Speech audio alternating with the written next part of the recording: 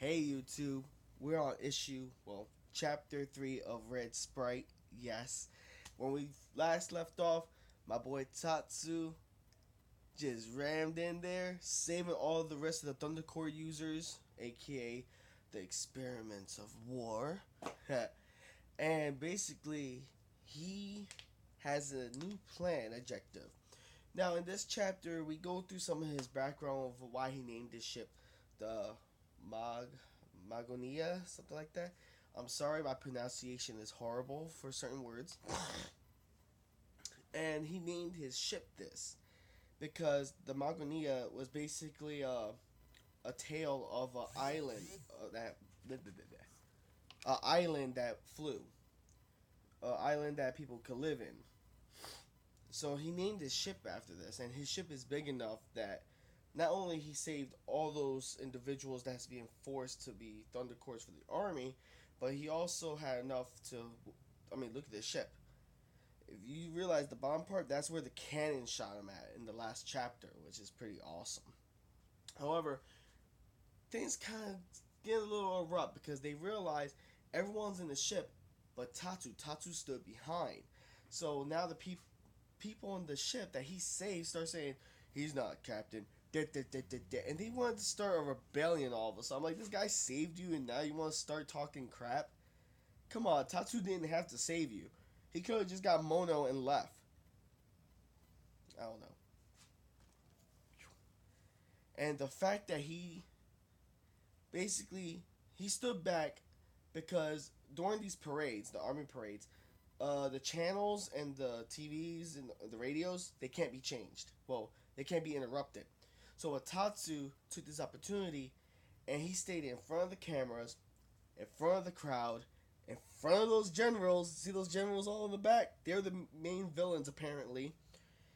And he just declared war on all of them and whoever they're united with, their allies.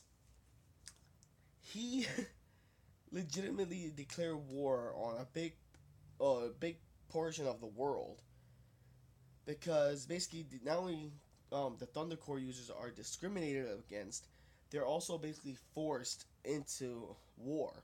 Just like Mono. Remember, Mono never had an option. Mono was stuck in a chair as a battery for an airship. That's pretty messed up to the point when Mono had no human contact. I assume Mono didn't have human contact because when Mono saw Tatsu, Mono was like, no, I'm hallucinating, blah, blah, blah. So, my God, it's hot in here. So, my boy Tatsu not only declared war on them, but before they could even, I guess you could say, apprehend him, it turns out that cannon that shot him down, thanks to his Thunder Core ability, he could shoot back up into the barrel. Like, the cannon can't do that. He did that on his own with his power. I just love this too. In the wake of the red lightning, arise!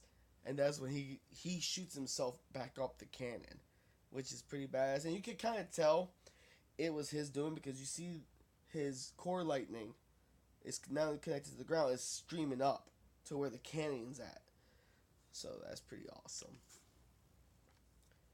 Now, he was asked a question by now I guess you could say that's like his lieutenant, the girl that is running the ship, or second in command until I guess Mono has a place in here.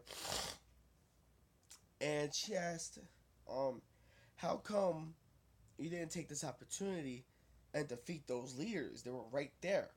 Tatsu even mentioned that the Commander Atlas, he felt fear. He got basically stunned. Like frozen. He was frozen by the gaze they were all given, especially Atlas. So these, I guess there were like 4, 5, 6 of them, if I remember in the last panel, and plus Atlas, that their power exceeds Tatsu's right now. So Tatsu played it smart and says, I'm gonna come back for y'all, but just remember this is war, and he took off. Now, this is a smart move because usually he's not dumb, and I like that because I'm so used to some of these anime characters. You're stronger than me. I could beat you. What the fuck? Like I see a lot of characters do this, but Tatsu is one of the occasions that I like that He was like, "You're stronger than me. I'll be back for you." He played it smart. He played it smart. I like that. And the best panel in this chapter, will have to be this one.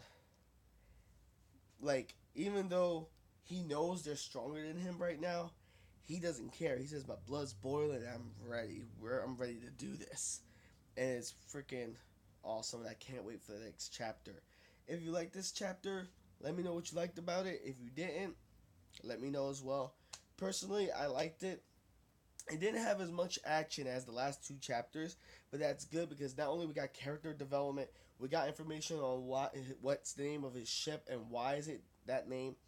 And we got quite power level perspective of how strong those generals and commanders are compared to Tatsu, who was basically running over all their soldiers. So I want to see how not only he develops, but I want to see what's gonna be for Mono. What Mono is gonna be. Basically, what's the role Mono's gonna play, and what's the role of all these people he saved? Because apparently we see two unique characters out of the bunch, basically the ones that was rallying up people wanting to start shit. So this is gonna be interesting. And this is Nerd Out Nar, and I'll see y'all in the next review.